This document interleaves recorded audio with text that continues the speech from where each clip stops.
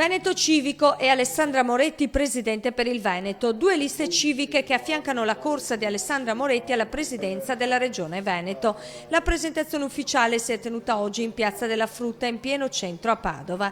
La prima, Veneto Civico Moretti presidente, è guidata dal consigliere regionale uscente Antonino Pipitone e aggrega candidati con alle spalle esperienze amministrative. È una lista fatta da amministratori e da amministratrici, uomini e donne che si sono impegnati e impegnate per il bene della comunità.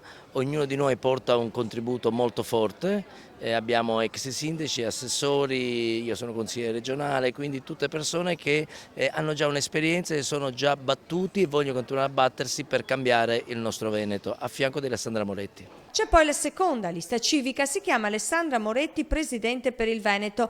Capolista è Silvio Scanagata, docente di sociologia all'Università di Padova. È una lista composta da persone che hanno come ricchezza il loro impegno sociale, lavorativo e di vita collettiva. È una lista della comunità, sapete che la comunità vuol dire molte cose in Veneto.